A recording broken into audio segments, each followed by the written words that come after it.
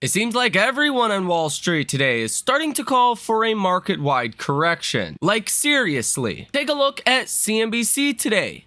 Markets are due for a correction, but investors should buy the dip. Markets need a correction, but not necessarily one worth 20%. A market pullback is healthy at this stage. The ingredients are coming together for some market pullback and consolidation. And it looks like Wall Street is putting their money where their mouth is. If you take a look at your biggest stocks, your Magnificent 7 stocks, all of them have seen their short interest rise to 12-month highs, and the dollar amount sold short absolutely exploding. If you take a look at Tesla's short interest of free float is at multi-year highs of 3.83%, with the dollar amount currently up about 41.32% in the last 3 months, from 19 billion to 26.88 billion, and shorts don't seem like they're covering. What about the most crowded short position on all of Wall Street today? Nvidia. Nvidia has seen their short interest of free float rise from about 1% to 1.36%.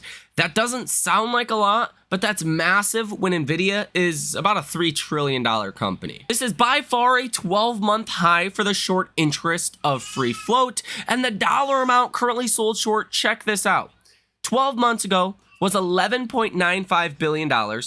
Today, it's almost $41 billion that is currently sold short in Nvidia. That is up 242%. But if we just take a look at the last 3 months, 3 months ago, the dollar amount sold short was $24.25 billion. Today, that's up 69% to almost $41 billion. Short sellers, they're shorting more stock heading into earnings, and they're not covering. What about Apple? Well, Apple has recently seen its short interest rise from about 0.7% short interest of free float up to 0.93% short interest of free float. That is a jump of about 31% in just the last 3 months, and this is a by far 12-month high for the short position in Apple. The dollar amount sold short in Apple is up about 75.3% over the past 3 months. 3 months ago, it was $18.5 billion. Today, $32.5 billion. And what about Microsoft? Same deal here. You have the short interest of free float that is up about 11% in just the last 3 months, sitting at a 12-month high of 0.83%. The dollar amount currently sold short in Microsoft is up 21.4% in the last 3 months. 3 months ago, there was only $23.73 billion worth of short positions on Microsoft. Today, that number is sitting at about $29 billion. So it looks like big money is actually putting their money where their mouth is. For these firms that are starting to call for a correction, they're actively positioning for that. You can see, just taking a look at the biggest stocks on our markets, Apple, Microsoft, Nvidia, Tesla, just to name a few, they're all sitting at 12-month highs for the overall amount of short shares, the short interest of free float, but also the dollar amount that's currently sold short just continues to go higher. This would suggest perhaps big money is positioned for a downside move coming over the next couple of weeks. The big event happening over the next couple of weeks is, as you know, earnings. In fact, take a look at this. According to Bespoke, this is the lowest the VIX has ever been on July 9th during an election year, with the VIX at about 12.5. The only other instances where you were even close to this was 2016, when the VIX was 13.2. And you can see via this article here on CNBC titled, "Hedge Funds Post Mediocre First Half Performance with Some Big Names Only Up Single Digits." Hedge funds returned just 5% in the first half of the year after a 0.2% loss in June, with event-driven strategies the biggest laggards, according to data firm HFR. In comparison, the S&P 500 climbed 15% through June of this year, marking one of its best first half. Quote, "With the first half of 2024 coming to a close, hedge funds across most strategies continue to show gains in the mid to high single digits," Morgan Stanley's team, including Bill Meaney, wrote in a July 1st note to clients. The last 6 to 8 weeks have been more challenging from an alpha perspective. And Griffin's flagship multi-strategy Wellington fund at Citadel returned only 8.1% in the first half of the year. Bill Ackman's Pershing Square reported a net performance of 5.7% through June 30th. Dan Loeb's Third Point posted an 11.6% rate of return in the first half of 2024. AQR, a multi-strategy apex fund that includes stock picking, macro, and arbitrage strategies, gained 13.5% through the end of June, net of fees. So I think from that perspective, a lot of big money wants to see stocks either come down here, benefit that way, or to see a more broad-based rally in our markets, because even some of the quote-unquote best and brightest in the industry are not even close to outperforming the S&P. And the only way you're really outperforming the S&P is if you're over allocated to big tech. Today, you are seeing a real mixed bag across the board. Apple is up 0.2%, Nvidia up 0.5%, Google slightly negative, Meta up about 0.5%, Amazon up 0.25%, Microsoft down one of the worst today out of big tech, negative about 1.4%. I think overall, a lot of what you've seen recently is this pre-anticipatory run-up in a lot of your big tech stocks heading into earnings. This has created very high expectations for this earnings season, and it's going to be nearly impossible to impress investors now. And if we do get a correction over the next couple of weeks, it's going to be because of earnings that just come in line with expectations or just come out okay but are not spectacular. Now let's take a look at this clip that says markets need a correction, but not necessarily one worth 20%. Wilson, that we're on the way to some type of correction coming up, possibly double digits. We've had other people say similar comments that just because of this concentration that there's a lot of volatility that could be coming up for the markets. Right. I do agree that there needs to be some sort of shift, that it's very likely to have some sort of shift. I don't know if we necessarily have to have a full-on 20-cent per correction, but certainly some type of downturn and definitely some type of rotation. And that means a bit of a pullback from these leaders that we've seen, and maybe some performance that we can hope from some of our value or smaller cap stocks, even within the S&P 500. So I think, we've been calling for this type of rotation or this type of correction for quite some time, because the warning signals have been there for so long. And it's just really a matter of perhaps when and not if at this point when looking at the backdrop. Aaron, it's interesting that you're talking about warning signals. Strategist out with the note yesterday that I was reading. I was bouncing off a bunch of people. I want to get your take on it as well. They say in part, the gap between the performance of the market cap and equally weighted index, talking about the S&P, has only been this wide in two other cycles, the late 90s and the late teens. Reversals from such wide gaps are often severe and rapid. It sounds like you were saying something similar, that the rotation is going to be pretty dramatic when it finally comes.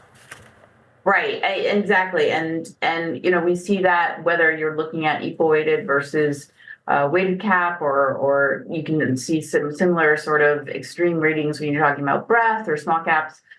It really is a question of when investors either lose their appetite for those leaders, those mega caps, or finally are willing to take on a little risk and invest in some of the stocks that have been so ignored for the past year. And unfortunately, we've been wrong a few times in the past few years, and people are a little hesitant to jump because, like I said, the warning signals are there, but we really haven't seen the appetite for investors to shift into different types of stocks or different types of asset classes within the market caps. We'll have to wait and see on that rotation, but I also want to focus on how you're seeing today shaping up. What's your WEX word of the day? My WEX word of the day is disconnect, and that's really what we've been talking about. Where there are just all of these warning signals, but the market isn't following through. I think for anything that happens to do with interest rates could trigger that rotation, as well as any big changes in expectations when it comes to economics, which might be further down the week and through earnings season. So she's basically calling for the same thing that I've been calling for, which is a rotational correction, a sharp down move in big tech that sees money go into other areas, more risk-on areas. Perhaps if you're in the camp that we're actually going to see a soft landing, as that is the consensus view on Wall Street right now, just looking at EPS estimates for the S&P 500, you would expect small caps could do well on that. Right? You would expect a rotation into small caps, into industrials, consumer cyclical kind of stocks. That has not happened. And there has been no sign of that happen for a long time now, which just doesn't make sense with the narrative that Wall Street currently has. And I do think she made a great point towards the end of that clip, suggesting that earnings could be that catalyst. After all, big tech is up anywhere from 23 to 70% in just the last quarter. That has risen expectations for EPS growth in the S&P a lot for this year and next year. It's going to be hard to meet those expectations, and as estimates do come down, that's where you get broader market downside. As I shared in yesterday's video, this is what the forward 12-month EPS estimates have looked like. No wonder we haven't gotten any kind of significant pullback, but now that expectations are this high, it does appear likely that a little bit of a correction downwards for these EPS estimates would make a lot of sense. Mac10 had a very funny post on X. He says, for the bulls, I predict a rate cut by the end of September. For the bears, I predict the market down 30%.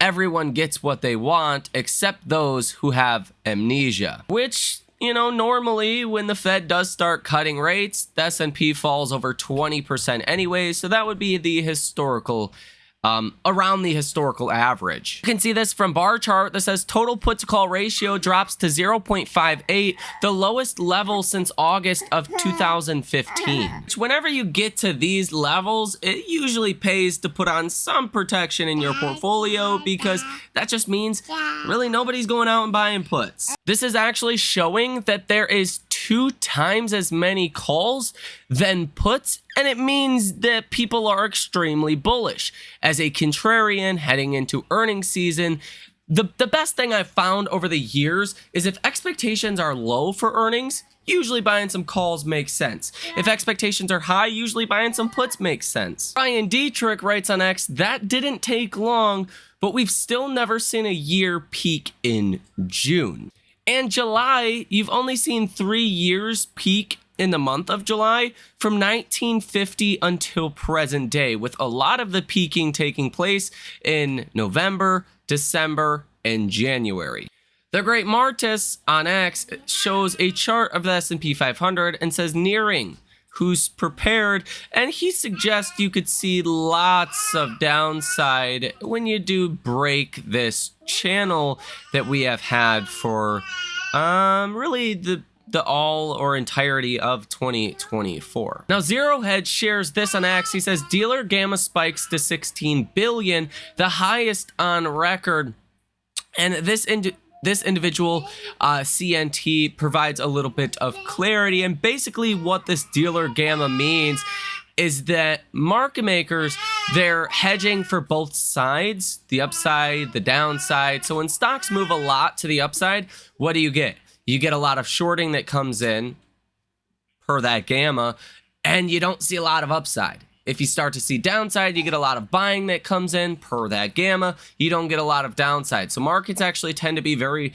range bound and move in a small range when you have all of this gamma on our markets, which according to Zero Hedge is the highest you've ever seen before. Now let's take a look at this clip from CNBC that says markets are due for a correction, but investors should buy the dip. What Jim Cramer had to say, agree with him that we're just too worried about all this concentration, and really we need to focus on innovation and look for companies that can get to those $2 trillion, $3 trillion marks instead of worrying about the ones that are already there being too much of the market gains so far this year? I would slightly disagree, Frank. I do think there's concern with this concentration. Look, we've got a 40-year high in these top 10 mega cap stocks in terms of their concentration in the S&P 500. And for sure, they are ripe for correction. I agree with Wilson's comments as well. I think the difference is that would be a buyable dip. I think this innovation is real. I think artificial intelligence is going to continue to change our world. But for sure, we should see some broadening out in the other 490 in terms of their participation moving forward. All right, so you're echoing the sentiments of Mike Wilson, who we just talked about a short time ago. We've also had Piper Sandler come on and say they're expecting a dip of as much as 10%. So a lot of people worried about that. In fact, I want to ask you about something else. Strategist out with the note yesterday, saying in part, talking about the market concentration though, saying in part, the gap between the performance of the market cap and equally weighted index, talking about the S&P, has only been this wide in two other cycles, the late 90s and the late teens. Reversals from such wide gaps are often severe and rapid. So you're saying you'd buy the dip, but are you worried just about the volatility if we do see this reversal that Strategist is worried about? I expect volatility is going to be par for the course here, Frank, over the traditionally choppy August, September timeframe leading up to the election. But step back and look, fundamentals of the U.S. economy are still good. The employment market is softening, but people are still very comfortable with their jobs. Look at consumer spending. People are still out in hotels and restaurants. The underpinnings of the economy are sound, and we still expect second quarter earnings growth year over year to be up 8 or 9%. So I think it's premature to be overly bearish. All right. So you're looking at earnings, and I know you're also looking at valuation. So you sent us some research from your team. According to your research, the Mag 7's trading at about 47 times forward earnings, so kind of high valuation. But the S&P 490, if you subtract the top 10 stocks in the index, they're actually trading at 17 times. So as we look at that, and that S&P 490, which is a much, much, much more favorable valuation, where are you seeing the opportunities? Are there certain sectors? Are there certain stocks? We do see opportunities there, Frank. Couple reasons. So number one, we believe the Fed is going to start lowering rates in that September timeframe due to some of the slowdowns that your other guests have noted. And I think you're going to see investors looking for yield, looking for alternatives to cash.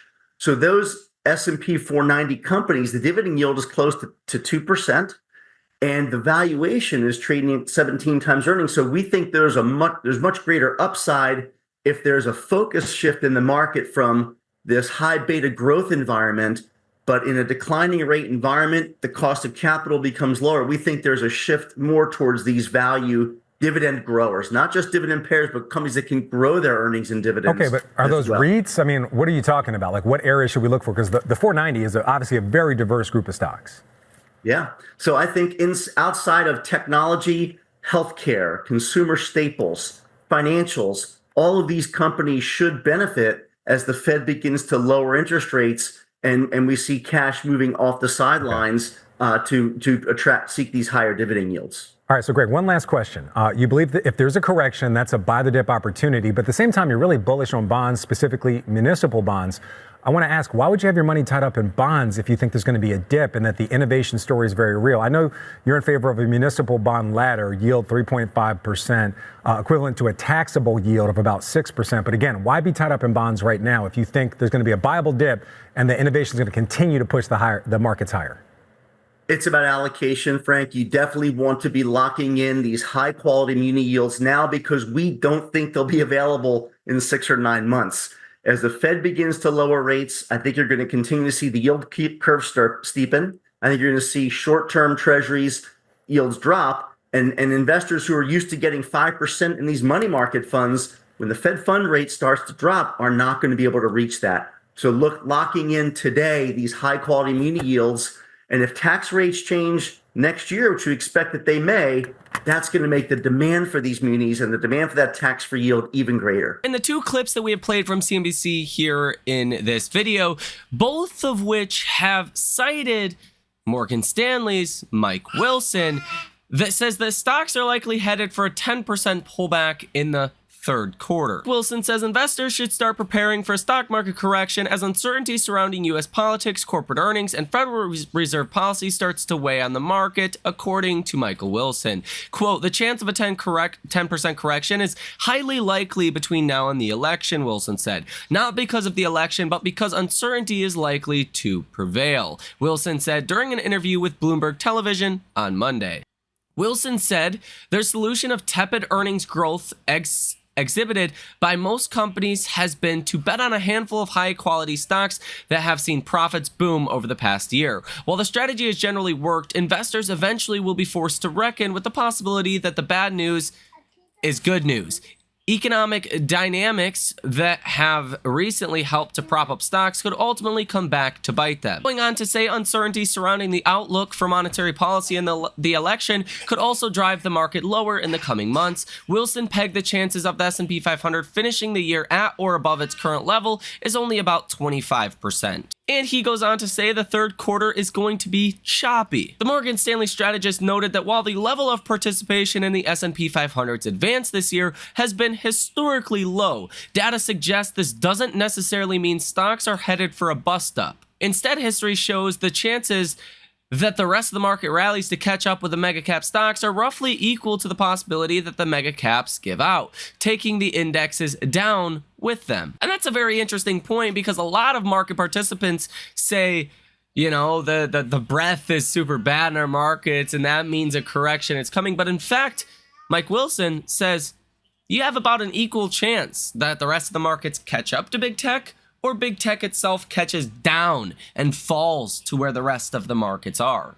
Now, from my personal perspective, there's three different pillars of this correction. First of which is earnings and the expectations just being too high. Flat out, they're too high. We've talked about this before.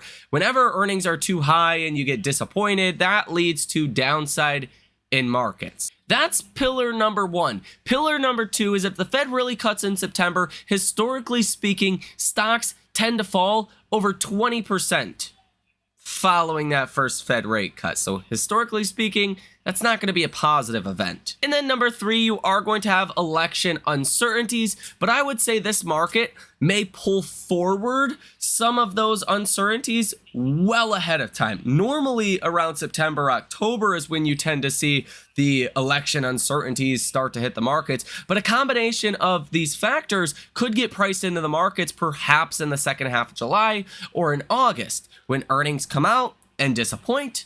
When it looks like the Fed is more clearly going to cut in September, markets might start to say, oh, that's historically bad for stocks when the Fed cuts. Maybe we should price that in ahead of time. That's why you could see August, be a pretty precarious month. And then the election concerns. Everyone and their grandma knows stocks tend to do poorly right before the election. So to see that pulled forward a little bit and to actually see stocks do better before the election would kind of make sense. After all, this market has been pulling forward the good news, has been pulling forward earnings expectations into 2025 and 2026 to justify current valuations, especially around AI, stocks like Nvidia. A lot of Wall Street's looking at 2026 or 2027 earnings. It would also make sense for some of that bad news to get pulled forward a little earlier. And I will just reiterate, I am in the camp of a rotational correction until the economy looks like it's going into recession. That's when you get a larger drop, and whether or not the markets perceive the Fed is cutting because the economy is weak or because they're making progress on inflation, that's going to make all of the difference whether or not we get a larger crash. But at this point, I think a rotational correction makes a lot of sense. I believe that last guest we had on CNBC made a lot of sense with the valuation of the 490 stocks in the S&P trading at, 5 times lower of a multiple than the, way lower than that, actually. The Mag 7 is at what, 40 something, and the rest of the S&P is at 17. Yeah, that makes sense how valuations could increase for the rest of the markets, get that rotation, and a sell-off in big tech. I generally agree with the rotational correction narrative of our markets. And I think longer term, you never want to bet against the US. But if there is an opportunity to have a little bit of a heads up to say, hey, we could go through a correction here. Maybe it's better to wait a week or two before going all in on our markets. Maybe buying a put makes some sense. These are things that I am open to. I think any good investor should be open to corrections and not necessarily trying to time the markets, but to sit here and say, hey, should I buy big tech? Or maybe should I buy the rest of the markets right now? Clearly, the answer is the rest of the markets. And buying a longer duration put kind of makes sense considering premiums are as cheap as they have been in decades. Like, it's very inexpensive to hedge out your portfolio. And overall, I would actually say I'm pretty bullish on markets. I'm just not bullish on the areas that have done exceptionally well, like your mega cap tech. But I do think 2025 and 2026 are going to be great years to build wealth for investors in broader markets, not just 7 stocks, and I think Boss Man agrees with me. In fact, I believe from now until 2040 is probably one of the last great wealth building opportunities in this country. And I wholeheartedly believe you should take full advantage of that and stay invested in this market. But I'm not a financial advisor, and do what's best for your personal situation. So let me know what you think about this information down below in the comment section. Hit the like button as well as subscribe to the channel. Are you in the correction or no correction camp? Let me know down below in the comment section. Most importantly, enjoy the rest of your day, and I will see you in the next one.